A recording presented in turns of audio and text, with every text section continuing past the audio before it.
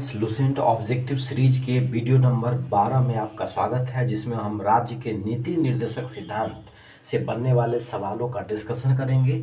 आपको पता ही होगा कि डीपीएसपी जो है, जो अनुच्छेद 36 से लेके 51 तक में दिया गया है, भाग 4 में है और ये आयरलैंड के संविधान से लिया गया है।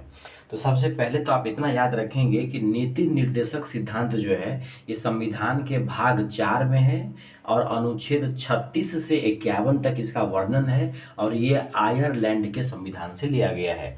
तो आज का वीडियो मेरा नीति निर्देशक सिद्धांत ही है, डीपीएसपी ही है, जिस पे हम चर्चा करेंगे कि क्या क्या सवाल बने हैं, इसका सही आंसर क्या है।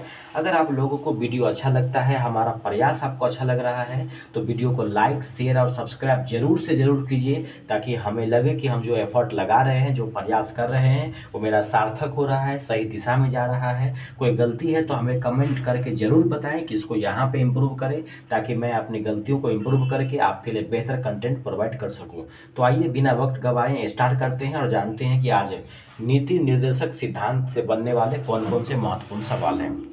तो सबसे पहला सवाल लिखा हुआ है, भारतीय संविधान में राज्य के नीति निर्देशक तत्व कहाँ से लिए गए हैं।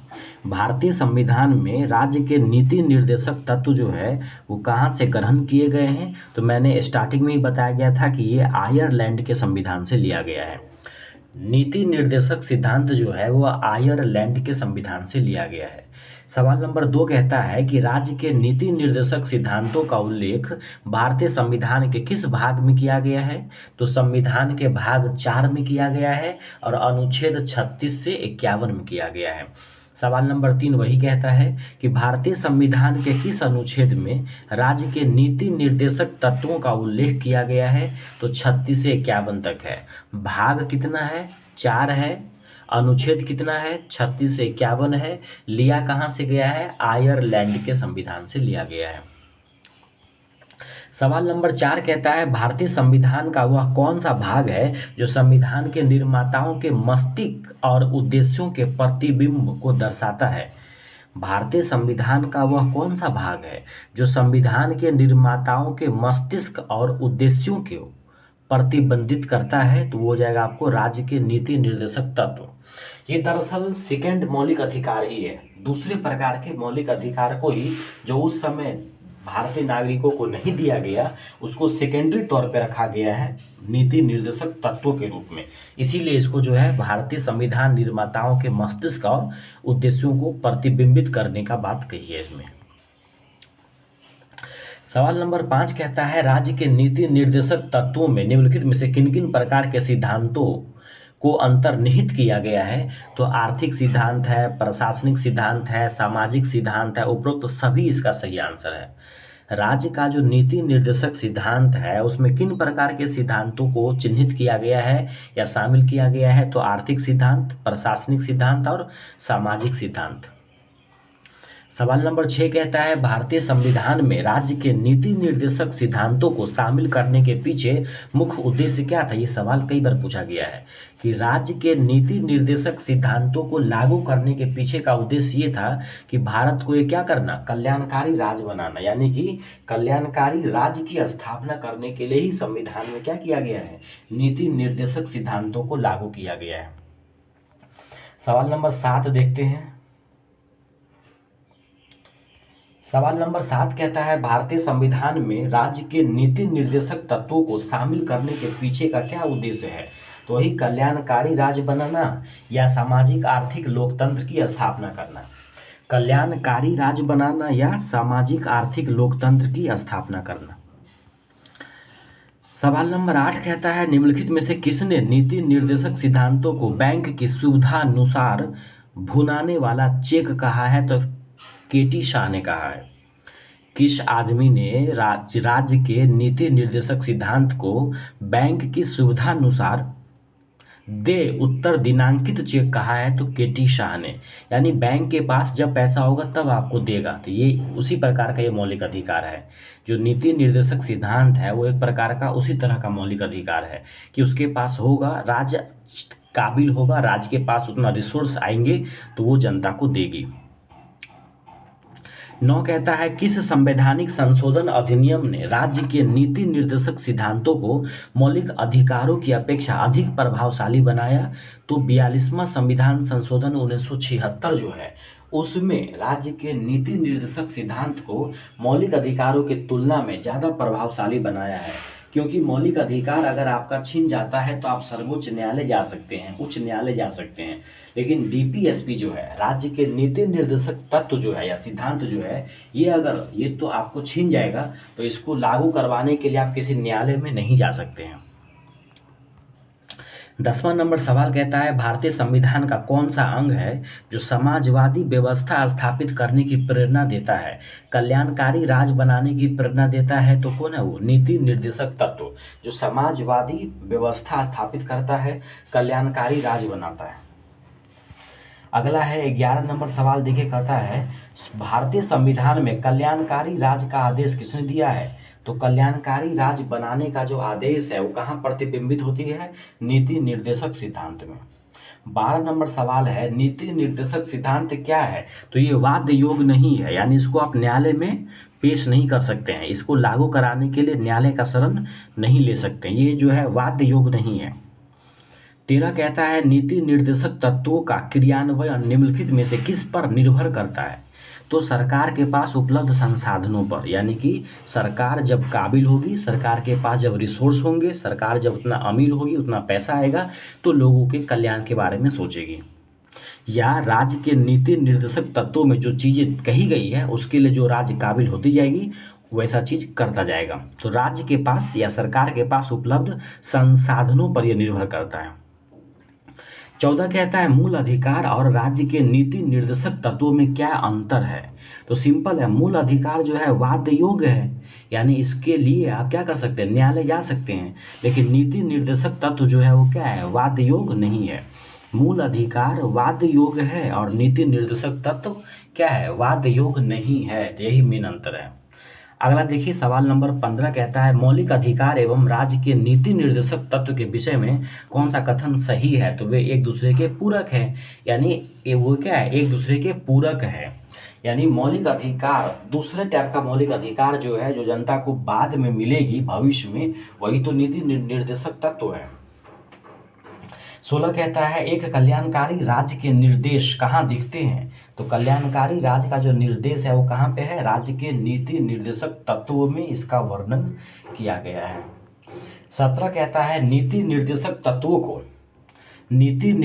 तत्वों को क्रियान्वित करने के लिए क्या मूल अधिकारों का हनन हो सकता है।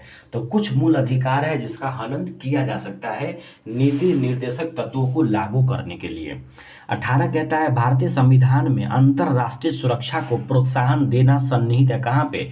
तो जानते हैं कि अनुच्छेद 51 में है, तो ये हो जाएगा राज्य के नीति निर्देशक सिद्धांतों में। कहने का मतलब ये है कि भारत के संविधान में अंतर्राष्ट्रीय सुरक्षा की बात कही गई है, ये अनुच्छेद 51 में है और 51 आता है किसमें, नीति निर्देशक तत्वों में 36 से 51 तक। 19 कहता है समान काम के लिए जो समान वेतन का जो व्यवस्था है ये कहाँ पर है, नीति निर्देशक तत्वों के सिद्धांत का ही अंग है। समान काम के लिए समान जो वेतन है, समान काम के लिए समान वेतन जो है वो संविधान में कहाँ पे सुनिश्चित किया गया है, तो राज्य के नीति निर्देशक सिद्धांतों में।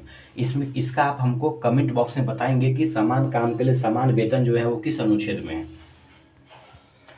सवाल नंबर 20 कहता है भारतीय संविधान को निम्नलिखित भागों में से किस एक में न्यायपालिका तथा कार्यपालिका के पार्थक्य का प्रावधान करता है।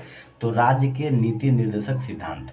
भारतीय संविधान के निम्नोक्त भागों में से कौन सा एक भाग है जिसमें न्यायपालिका तथा कार्यपालिका को अलग किया गया है। तो राज्य के नीति निर्देशक सिद्धांत। 21 नंबर सवाल कहता है भारतीय संविधान में राज्य के नीति निर्देशक सिद्धांत को किस मुख्य कारण से सम्मिलित किया गया है। तो राज्य के नीति निर्देशक सिद्धांत को शामिल किया गया है कल्याणकारी राज्य की स्थापना के लिए। 22 कहता है मूलभूत संविधान में कौन से भाग में राज्य लोक कल्याण की स्थापना शामिल की गई है। तो लोक कल्याण की बात की गई है राज्य के नीति निर्देशक तत्वों में। कल्याणकारी राज्य बनाने की जो स्थापना है वो कहाँ पे कही गई है, तो राज्य के नीति निर्देशक तत्वों में। 23 नंबर सवाल कहता है संविधान का वह कौन सा भाग है या कौन सा अंश है जो भारत के नागरिकों को आर्थिक न्याय प्रदान करने का संकेत करता है। तो आर्थिक न्याय हो जाएगा आपको राज्य के नीति निर्देशक तत्व, समान काम के लिए समान वेतन, अंतर्राष्ट्रीय शांति सुरक्षा जो है ये सब जो है वो राज्य के नीति निर्देशक सिद्धांत में ही शामिल है। 24 नंबर सवाल देखिए क्या कहता है।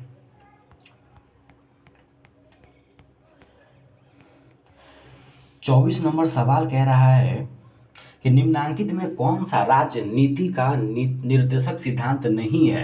तो अंतर्राष्ट्रीय शांति को प्रोत्साहन देना है, अनुच्छेद 51 में गोवध निषेध ये भी है, और 14 वर्ष के कम बच्चों को निःशुल्क और अनिवार्य शिक्षा देना ये सब है। निजी संपत्ति की जो संपत्ति है वो नीति निर्देशक सिद्धांतों में नहीं आता है।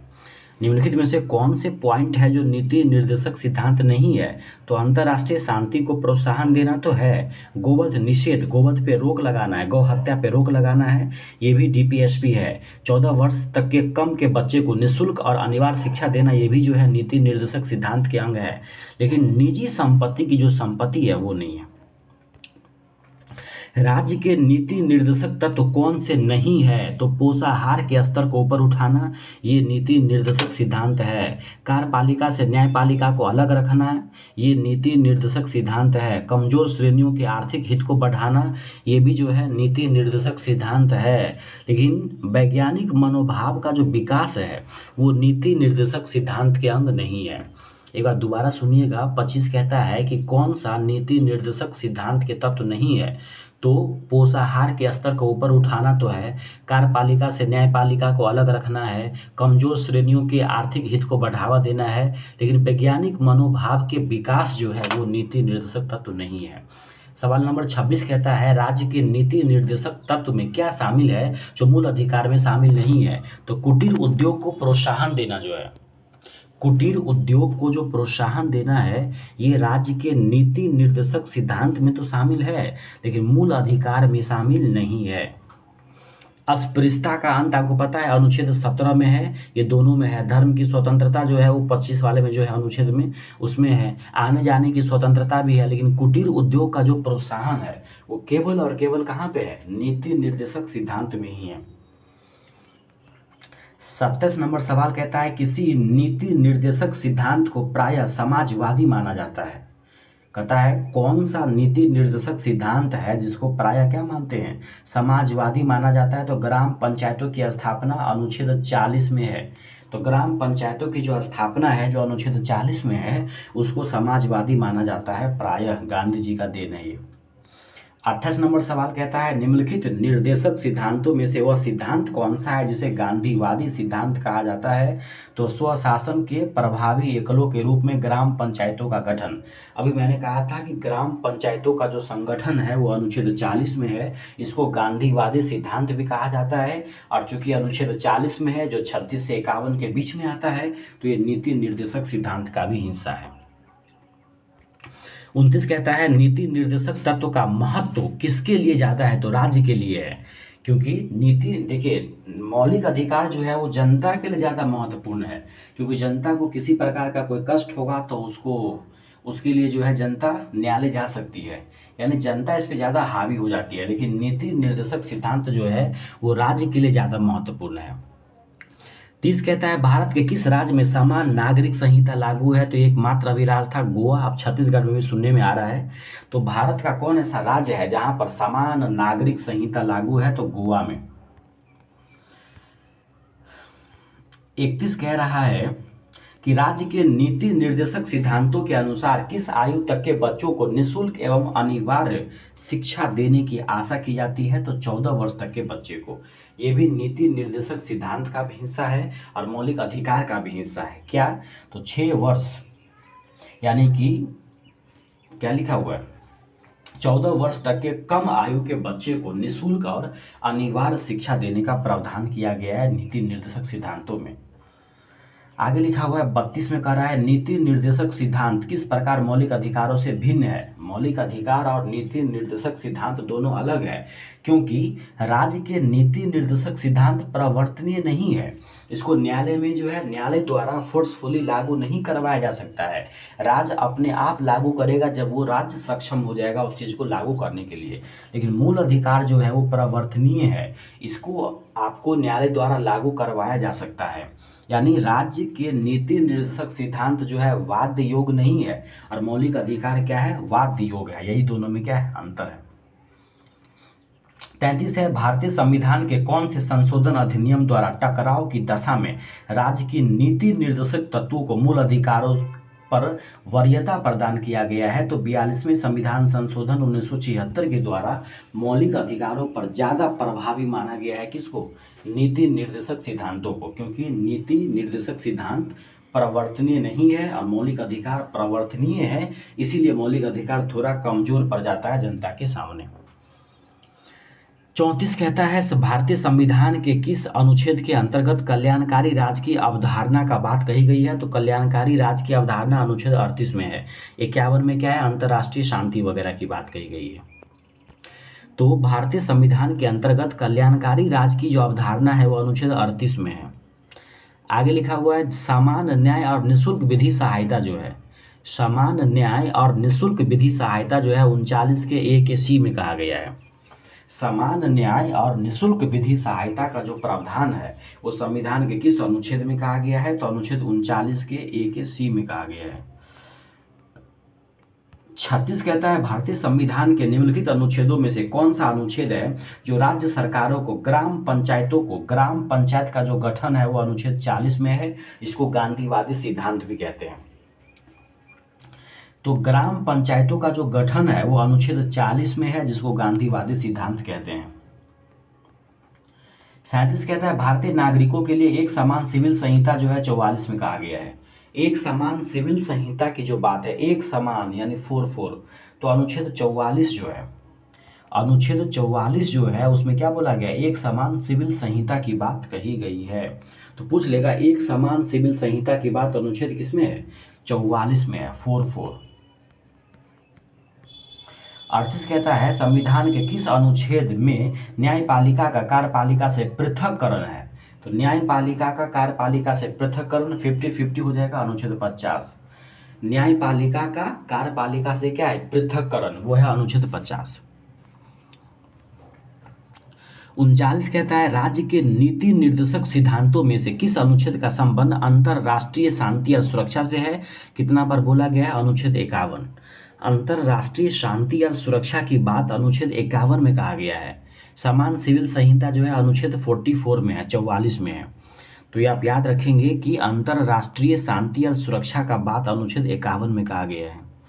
सवाल नंबर 40 कहता है भारतीय संविधान के किस अनुच्छेद द्वारा दुर्बल वर्गों को शिक्षा संबंधी प्रावधान दिया गया। दुर्बल वर्ग यानी 46, दुर्बल वर्ग जो है, दुर्बल वर्गों को शिक्षा संबंधी सुरक्षा दिया गया। देखिए 64 लोग तो काफ़ी 64 होता है, और जो लोग 64 नहीं होते वही दुर्बल होते हैं ना, तो 64 का उल्टा हो जाएगा 46 यानी 46। तो दुर्बल वर्गों को शिक्षा संबंधी प्रावधान दिया गया 46 में। काम करने के अधिकार को राज्य के नीति निर्देशक तत्वों में शामिल किया गया है। कौन से अनुच्छेद में, काम करने का अधिकार जो है 41 में है। काम करने का अधिकार किसमें है, 41, 41 में है। 4 लोग मिलके एक काम करता है, सरकारी जो भी सरकारी कर्मचारी होते हैं ना, वो काम करने का अधिकार तो चिल्लाता रहता है, लेकिन 4 आदमी मिलके एक ही काम करता है। तो 4 आदमी मिलके एक काम करेगा यानी कि 41। तो काम करने का जो अधिकार है वो किस नीति निर्देशक सिद्धांतों में है, तो 41 में। 46 में क्या है, दुर्बल वर्ग है। 46 में क्या है, दुर्बल वर्ग। 18 में क्या था, वही उपाधियों का अंत, जो भी अलंकार वगैरह उपाधि वगैरह दिए जाते हैं। 21 में तो वही जो है 6 वर्ष से लेके 14 वर्ष के बच्चे को जो शिक्षा दिया जाता है वो वाली बात। अगला देखिए, इसको मिलान कीजिए। अनुच्छेद 40 कितने बार बोला गया, ग्राम पंचायत का गठन है। अनुच्छेद 40 में क्या है, ग्राम पंचायतों का गठन। 41, 4 कोई मिलकर एक काम करेगा तो काम करने का अधिकार। 44, समान नागरिक संहिता। और 48, कृषि एवं पशुपालन का गठन। कृषि एवं पशुपालन का गठन जो है अनुच्छेद 48 में है। ध्यान रखिएगा, एक बार फिर से समझिए। अनुच्छेद 40 को तो गांधीवादी सिद्धांत भी कहते हैं, ग्राम पंचायतों का गठन। 41 चार चार आदमी मिलकर एक ही काम करता है, सरकारी कर्मचारी, तो काम करने का अधिकार 41 में। 44 चार चार 4 सेम सेम, तो समान नागरिक संहिता। और अनुच्छेद 48 है कृषि एवं पशुपालन का गठन। कृषि एवं पशुपालन का गठन है किसमें? अनुच्छेद 48 में। 43 कहता है कि निम्नलिखित में से कौन सा या कौन से राज्य के नीति निर्देशक तत्वों में शामिल है? तो कौन कौन शामिल है देखिए। मादक पेयों और स्वास्थ्य के लिए हानिकारक औषधियों के औषधीय प्रयोजनों से भिन्न उपयोग पर प्रतिबंध। यानी जो भी मादक पदार्थ है या जो भी स्वास्थ्य के लिए हानिकारक दवाइयाँ हैं या औषधि है, मतलब जो भी दवाइयाँ हैं, उसको अगर औषधि के रूप में प्रयोग हो रहा है तब तो उस पर प्रतिबंध नहीं है। लेकिन औषधियों के प्रयोजन के अलावा उसका दुरुपयोग हो रहा है तो उस पर रोक लगाया गया है। तो केवल 2 इसका जो क्या है सही आंसर है। आय कहता है कि मानव के दुर्व्यापार और बलात्कार श्रम पर प्रतिषेध। इसका दोस्त थोड़ा ध्यान से देखिए, 43 का क्या आंसर हो रहा है? 43 का बी आंसर है। आप हमको बताइएगा कमेंट बॉक्स में कि 43 का आंसर सही है कि नहीं, या दोनों सही है। यहाँ पे बोल क्या रहा है, निम्नलिखित में से कौन सा या कौन से राज्य के नीति निर्देशक तत्वों में शामिल है? तो मानव के दुर्व्यापार और बलात्कार श्रम पर जो निषेध है ना, ये अनुच्छेद 23-24 के अंदर आता है दोस्त। ये अनुच्छेद 23-24 में आता है। लेकिन ये लाइन तो बिल्कुल सही है, ये लाइन में कोई गड़बड़ी नहीं है, लेकिन ये लाइन राज्य के नीति निर्देशक तत्वों में नहीं आता है। तो डीपीएसपी बोले तो 36 से 51 तक के अनुच्छेदों में आने चाहिए। तो मादक पेय और स्वास्थ्य के लिए जो भी हानिकारक दवाइयां हैं उसको औषधि के अलावा अगर किसी चीज़ में प्रयोग हो रहा है तो उस पर प्रतिबंध लगाए गए हैं। 43 के अलावा कोई सवाल है? 43 के बाद इधर होगा दोस्त 44। देखिए सवाल नंबर 44 कहता है निम्नलिखित कथनों पर विचार कीजिए और कौन सा कथन सही है बताइए। पहला कहता है भारत के संविधान में पुरुषों तथा महिलाओं द्वारा समान काम के लिए समान वेतन को बढ़ावा देने के लिए कोई उपबंध नहीं है। बिल्कुल गलत दोस्त। 44 क्या कहता है? समान मतलब समान काम के लिए समान वेतन का प्रावधान तो किया गया है डीपीएसपी में, नीति निर्देशक सिद्धांत में समान काम के लिए समान वेतन का उपबंध किया गया है। तो पहला लाइन तो सरासर गलत हो जाएगा। दूसरा कहता है भारत के संविधान में पिछड़े वर्गों को परिभाषित नहीं किया गया है। बिल्कुल सही बात है। तो केवल 2 इसका क्या हो जाएगा सही हो जाएगा कि भारत के संविधान में पिछड़े वर्गों को परिभाषित नहीं किया गया है। ये लाइन जो है सही है। 45 कहता है इनमें से कौन राज्य के नीति निर्देशक सिद्धांत में शामिल नहीं है? मद्य निषेध तो है, समान काम हेतु समान वेतन तो है, काम का अधिकार अनुच्छेद 41 में है, सूचना का अधिकार तो दोस्त मौलिक अधिकार है ना, सूचना का अधिकार ये सब मौलिक अधिकार में आ जाता है। तो यहाँ पे कहता है कि कौन सा अधिकार है जो नीति निर्देशक सिद्धांत नहीं है? तो काम का अधिकार तो है, मद्य निषेध है, समान काम हेतु समान वेतन है, लेकिन सूचना का अधिकार जो है वो मौलिक अधिकार है। 46 है निम्नलिखित में से कौन सा एक संविधान के 42वें संशोधन द्वारा नीति निर्देशक सिद्धांतों में नहीं जोड़ा गया था? तो नहीं जोड़ा गया वाला कौन हो जाएगा? देखिए सभी नागरिकों के लिए समान आचार संहिता जो है ये 42वें संविधान संशोधन द्वारा नहीं जोड़ा गया है। बाकी शोषण से युवाओं तथा बच्चों की सुरक्षा, समान न्याय तथा निःशुल्क कानूनी सलाह ये भी जोड़ा गया था, उद्योगों के प्रबंधन में श्रमिकों की भागीदारी ये सब जोड़ा गया था। लेकिन सभी नागरिकों के लिए समान आचार संहिता जो है वो 42वें संविधान संशोधन द्वारा नीति निर्देशक तत्वों में नहीं जोड़ा गया था। 47 कहता है भारत के कल्याणकारी राज्य होने का विचार पाया जाता है। कहता है भारत एक कल्याणकारी राज्य है, इसका विचार कहाँ कहाँ पाया जाता है? तो आपको बताया गया था कि कल्याणकारी राज्य के लिए हमने क्या किया है, नीति निर्देशक सिद्धांतों को लागू किया है। तो पहला तो जाएगा नीति निर्देशक सिद्धांत, दूसरा बात जो है वो प्रस्तावना में। तो भारत एक कल्याणकारी राज्य है, इसकी जो झलक है वो प्रस्तावना में दिखती है और कहाँ दिखती है? राज्य के नीति निर्देशक सिद्धांतों में दिखती है। यानी कि ऑप्शन ए और सी दोनों सही है। 48 नंबर सवाल कहता है भारतीय संविधान में प्रतिष्ठापित राज्य के नीति निर्देशक सिद्धांत के अंतर्गत निम्नलिखित कथनों पर विचार कीजिए। और विचार करके आपको बताना है क्या, विचार करके क्या बताना है भाई कि कौन से कथन सही है। आगे लिखा हुआ है कि उपरोक्त में से कौन से गांधीवादी सिद्धांत है, ये आपको बताना है। तो गांधीवादी सिद्धांत तो दोस्त केवल वही था, ग्राम पंचायतों का गठन, जो अनुच्छेद किसमें दिया हुआ है, 40 में दिया हुआ है। तो दो हो जाएगा। और दूसरा क्या है, कुटीर उद्योग को प्रोत्साहन देना, ग्रामीण क्षेत्रों में कुटीर उद्योग को प्रोत्साहन देना और ग्राम पंचायतों का जो गठन है, ये दोनों जो है वो गांधीवादी क्या है, गांधीवादी सिद्धांत है, जो डीपीएसपी के हिस्सा है। पूरा पढ़ देते हैं एक बार। भारतीय नागरिकों के लिए समान सिविल संहिता जो है वो अनुच्छेद 44 में है, तो ये गांधीवादी सिद्धांत नहीं है। ग्राम पंचायतों को संगठित करना अनुच्छेद 40 में, और ग्रामीण क्षेत्रों में कुटीर उद्योगों को प्रोत्साहन देना, ये भी जो है गांधीवादी है। तो ये दो जो दिख रहा है ना आपको, ग्राम पंचायतों का गठन और कुटीर उद्योग वाला, ये गांधीवादी सिद्धांत है। तो ये रहा दोस्त। एक और सवाल होगा 49 कह रहा है कि शराबबंदी संविधान की किस धारा में है, वेरी इंपॉर्टेंट है। शराबबंदी जो है, शराबबंदी होने पर सब लोग सताए जा रहे हैं, तो 47 हो जाएगा। 47 जो है, शराबबंदी जो है, शराबबंदी संविधान के किस धारा में है, तो 47 में है। 47 में क्या है, शराबबंदी की बात कही गई है। धारा 47 में जो है शराबबंदी की बात कही गई है। तो दोस्तों ये थे आज के टॉपिक, जिसमें राज्य के नीति निर्देशक सिद्धांतों से संबंधित सभी सवालों का हमने डिस्कशन किया है। उम्मीद करते हैं वीडियो आपको अच्छा लगा होगा। वीडियो अच्छा लगता है तो लाइक, शेयर और सब्सक्राइब जरूर कीजिए, ताकि हम बाकी विषय को भी जल्दी से स्टार्ट कर सके। मिलते हैं अगले वीडियो में, तब तक नमस्कार, जय हिंद।